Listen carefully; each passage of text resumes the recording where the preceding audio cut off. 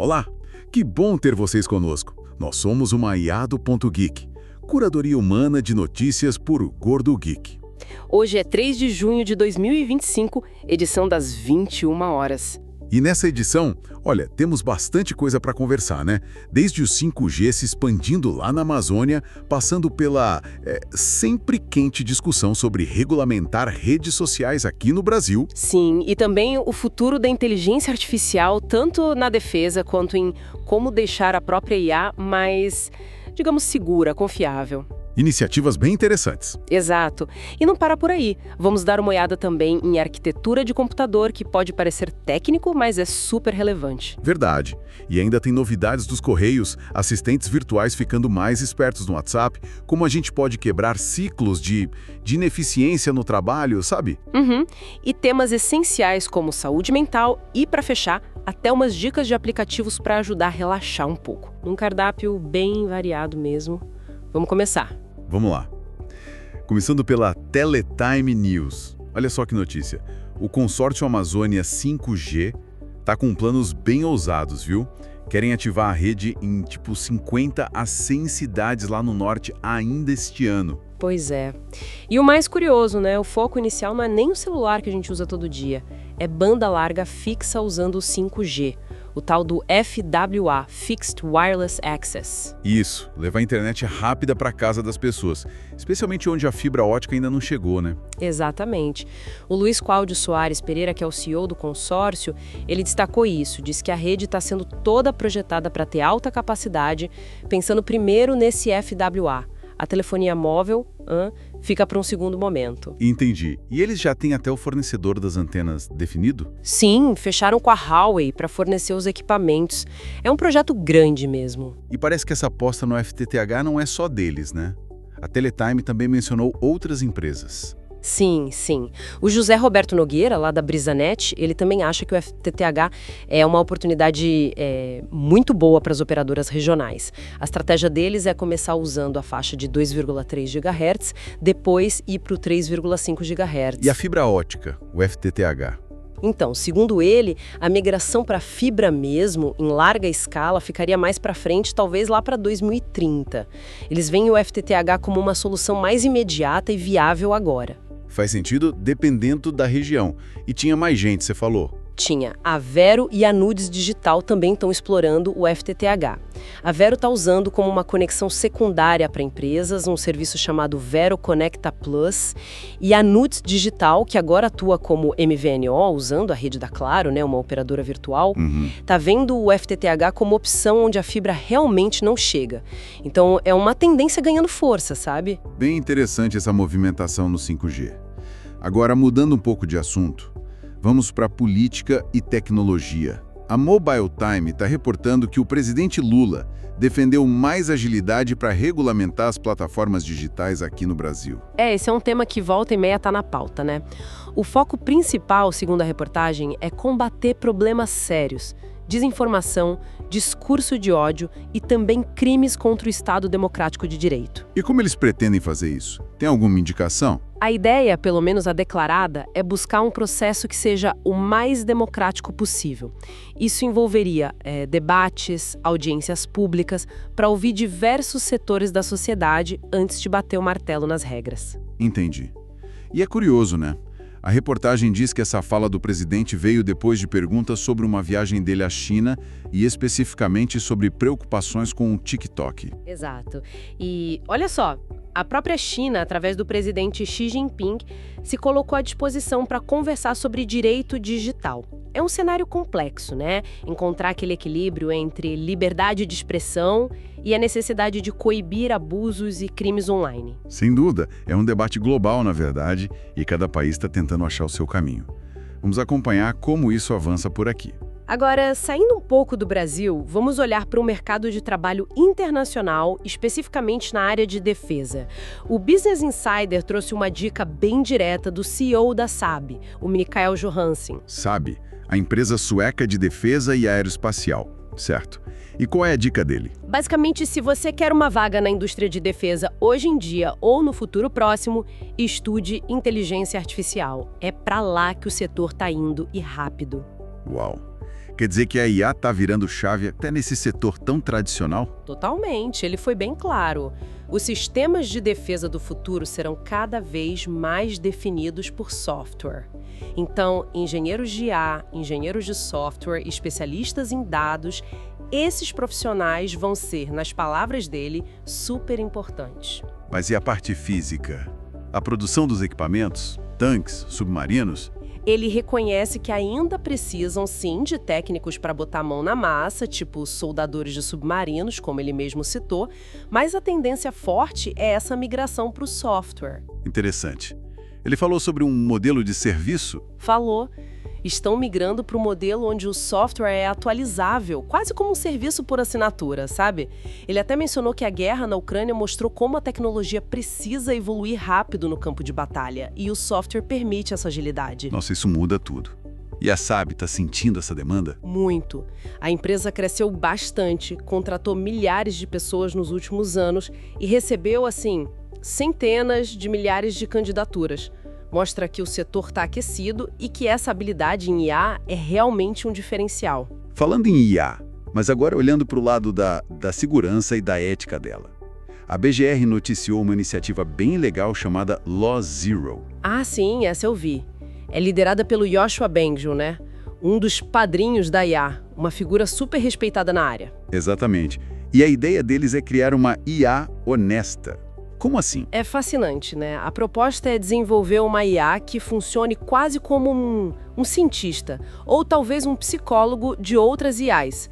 A função dela seria detectar e até prever comportamentos enganosos ou maliciosos em outros sistemas de inteligência artificial. Tipo, aquelas IAs que a gente ouve falar que aprenderam a trapacear em testes ou até a tentar chantagear usuários em simulações. Exatamente esses casos.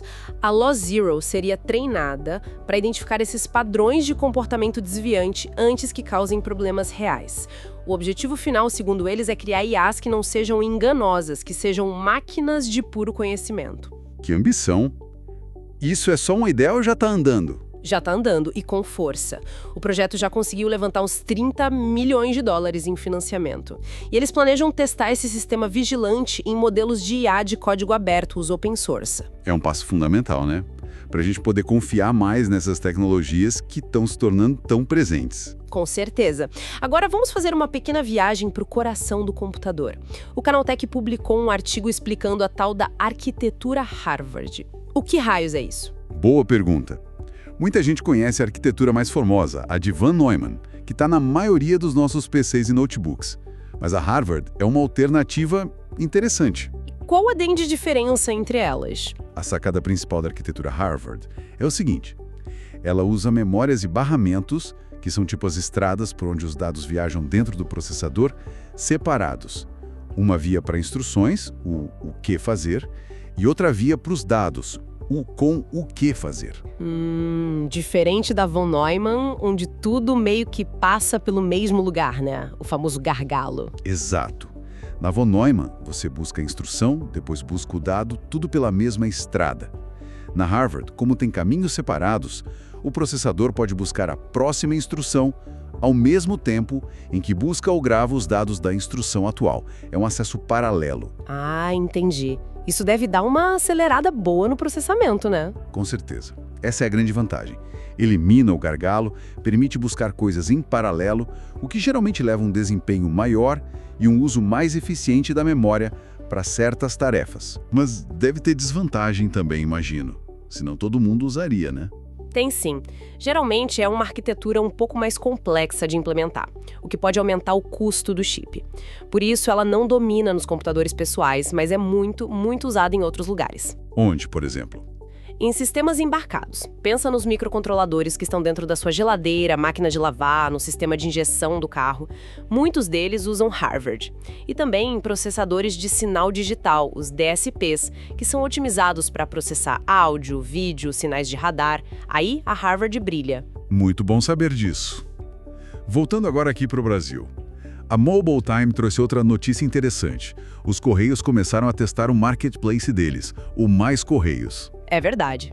Por enquanto, os testes estão restritos, só para os funcionários da própria empresa, para ajustar os detalhes antes de abrir para o público geral. E esse marketplace é uma iniciativa só dos Correios ou tem parceria? É uma parceria com a InfraCommerce, uma empresa especializada em soluções para e-commerce. Faz parte de uma estratégia maior dos Correios, né? De se modernizar, diversificar as fontes de receita. Ampliar o leque de serviços oferecidos pela estatal. E isso tem respaldo legal? Porque tradicionalmente a gente pensa nos Correios só entregando cartas e encomendas. Tem sim, recentemente saiu um decreto presidencial que formalizou essa expansão da atuação dos Correios. Agora eles têm segurança jurídica para atuar também com serviços financeiros e oferecer soluções de gestão logística completas, do armazenamento até a entrega. É uma mudança significativa.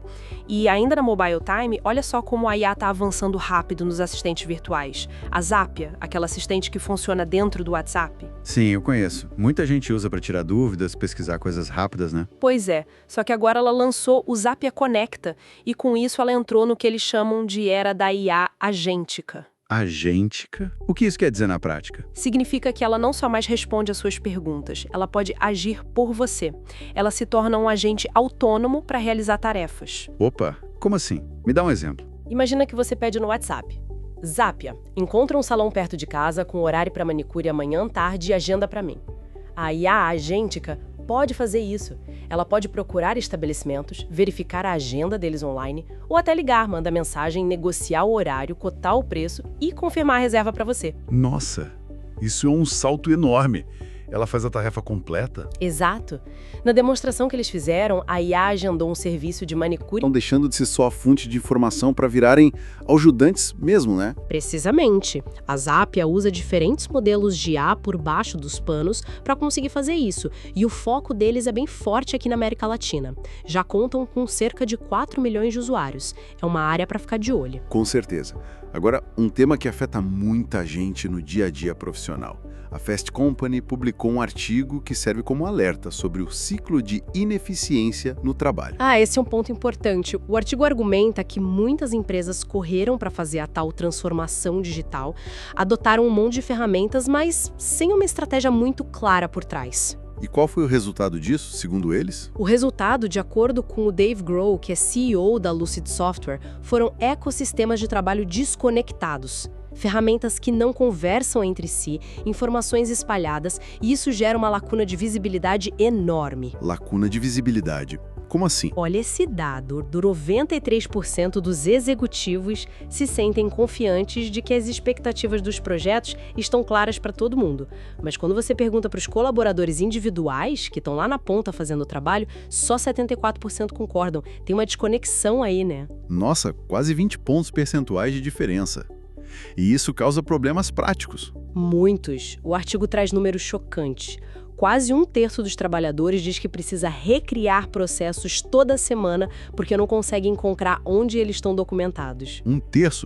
Que desperdício de tempo e esforço. E tem mais, 85% dos funcionários perdem até 2 horas por dia só procurando informações necessárias para fazer o próprio trabalho. É muita coisa. 2 horas por dia. Imagina o impacto na produtividade. E qual a solução apontada? Comprar mais ferramentas. Pelo contrário, a conclusão do artigo é que a solução não é adicionar mais tecnologia de forma isolada. O que falta é melhor orquestração, mais clareza nos objetivos e processos centralizados e fáceis de achar. Menos caos, mais organização. E por falar em ambiente de trabalho e bem-estar, a Fast Company também trouxe um outro artigo muito relevante, escrito pelo David Call, CEO do Calm, aquele aplicativo de meditação e relaxamento. Ah, sim. E o que ele aborda? Ele reforça um ponto crucial. O apoio à saúde mental no trabalho não pode ser um benefício só para quem trabalha em escritório no computador. É essencial para todos os trabalhadores. Faz todo sentido. Quem trabalha na linha de frente, em serviços essenciais, na construção, enfrenta outros tipos de estresse, né? Exatamente. Setores como saúde, construção civil, varejo, hospitalidade. Todos eles têm seus próprios estressores únicos e muitas vezes intensos. A falta de apoio adequado para a saúde mental nesses setores gera um custo enorme, custo financeiro também. Sim, e altíssimo. O artigo cita dados dos Estados Unidos que estimam perdas de mais de 280 bilhões de dólares por ano só por causa de problemas de saúde mental não tratados ou mal gerenciados, impactando a produtividade, absenteísmo, tudo. Uau, é um número gigantesco.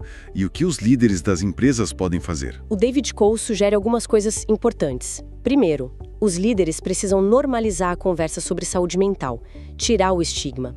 Segundo, ouvir ativamente os funcionários para entender as necessidades específicas de cada função ou setor. O estresse de um atendente de call center é diferente do de um operário da construção, né? Verdade. O suporte precisa ser adaptado. Isso. E, por fim, integrar o bem-estar na cultura da empresa de verdade. Não ser só um programa isolado. Pode ser algo simples, como incentivar pausas curtas para meditação, ou mudar hábitos como começar o dia já checando e-mails freneticamente. Pequenas mudanças culturais que fazem diferença. Ótimas reflexões sobre o ambiente de trabalho. E para a gente fechar essa edição com algo mais prático e relaxante, a ZDNet deu uma dica interessante. Usar aplicativos de som para ajudar a relaxar e a concentrar. Ah, eu gosto disso. O autor do artigo até conta que ele mesmo usa sons ambientes para ajudar na hora de escrever, de memorizar coisas e até para dormir melhor. Funciona mesmo para muita gente, né? E quais aplicativos eles sugeriram? Deram algumas opções legais. Para quem usa Linux, tem o Blanket, que permite misturar sons da natureza, de viagem, sons urbanos, para criar o seu ambiente sonoro ideal. Legal. E para outros sistemas? Para macOS e iOS, tem um similar chamado Blank, também com essa ideia de misturar sons e criar presets. Para o pessoal do Android e iOS, tem o Sleepja, que parece bem completo, com uma biblioteca enorme de sons, histórias para dormir, meditações e guiadas. Tem uma versão gratuita e uma premium. Parece interessante esse Sleepjar. E tinha mais algum? Tinham focado em algo mais específico, o Binaural Beats para Windows. Esse usa batidas binaurais e tons isocrônicos, que são frequências sonoras diferentes em cada ouvido para tentar influenciar as ondas cerebrais e induzir estados de relaxamento ou foco. Uau! Tecnologia de som para influenciar o cérebro. Interessante. Bom, são ótimas opções para quem busca um pouco mais de calma ou concentração no dia a dia, né? Vale a pena experimentar. E com essas dicas, a gente fecha mais esta análise completa de notícias e tendências aqui no Ponto Geek. Foi bastante informação hoje, hein? Foi sim, cobrimos brilhos de infraestrutura na Amazônia, até a psicologia das IAs e o bem-estar no trabalho. Um giro bem amplo.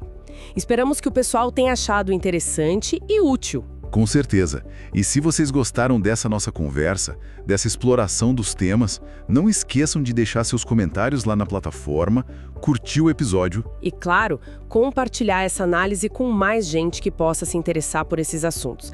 Ajuda muito a gente a continuar trazendo esse conteúdo. É isso aí. Muito obrigado pela companhia e até a próxima edição. Tchau, pessoal. Até a próxima.